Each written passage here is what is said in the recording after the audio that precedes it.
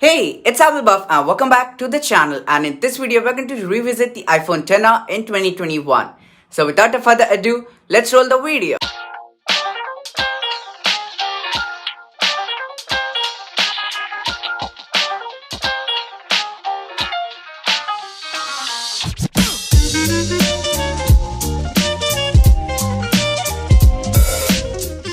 iPhone XR was Apple's low-cost iPhone that started at a price of $499.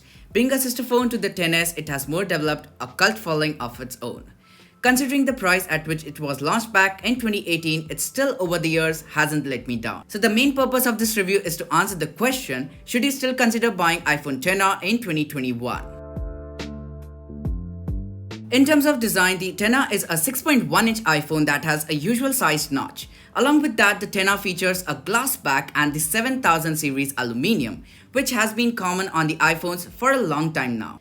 And since it has a glass back, I will absolutely recommend getting a case for it. And we can clearly see that my XR has been a subject to scratches around the camera, which is no doubt common, but a case with raised camera edges should prevent it. So the overall design and the build quality of the XR is really commendable, and what's really nice is the fact that even though it's a $499 iPhone, it still feels premium. As far as the specs are concerned, the XR features Apple's A12 Bionic processor, and yes, it's the same processor that was added in the much more expensive iPhone XS. While the processor is the same as the XS, the XR comes with a 3 gigs of RAM, that's 1 gigs less than that on XS. And along with that, the XR comes in 3 different storage options, that's 64, 128 and 256 GB. So I decided to opt for 64 variant, as back in 2018 even 64 GB was more than enough for me. Moving on, let's talk about display. Initially, XR was marked for having 1792 by 828 along with an LCD panel.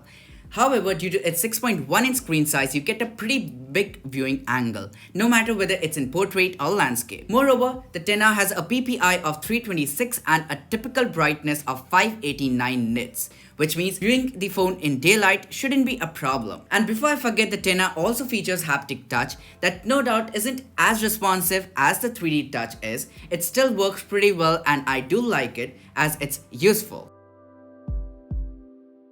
So by now, you would have noticed that the XR is an iPhone with a single rear-facing camera. Technically speaking, the rear camera of iPhone XR is a 12-megapixel one with an aperture of f1.8 that actually is capable of clicking photos in day and night both. So here are some shots taken with the rear camera of iPhone XR.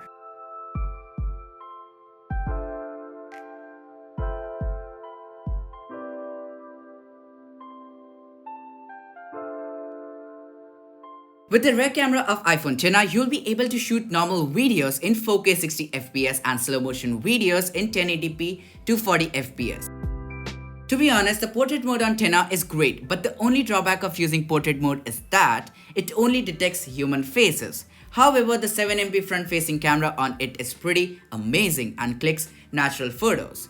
And lastly, I would also like to mention the fact that the front-facing camera of XR shoots selfie videos in 1080p, which is logical. In terms of software, despite the fact that XR was launched back in 2018, Apple still continues to provide regular software updates from time to time, even in 2021, which makes it eligible to install and run iOS 15. iOS 15 on XR works so very well, and to be honest, I'm really impressed. Performance-wise, the XR is absolutely amazing. You can literally keep hopping from one app to another and still the phone won't lag even a bit.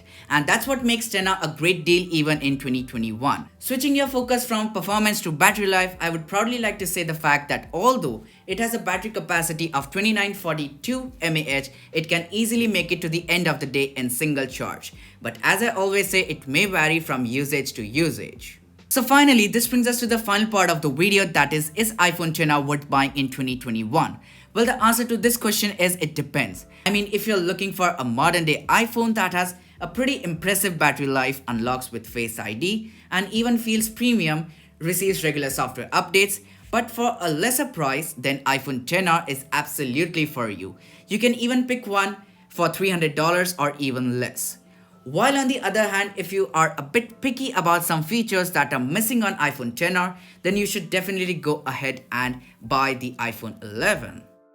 So with that being said, this is Apple Buff signing off. Catch you in the next one. Till then, peace.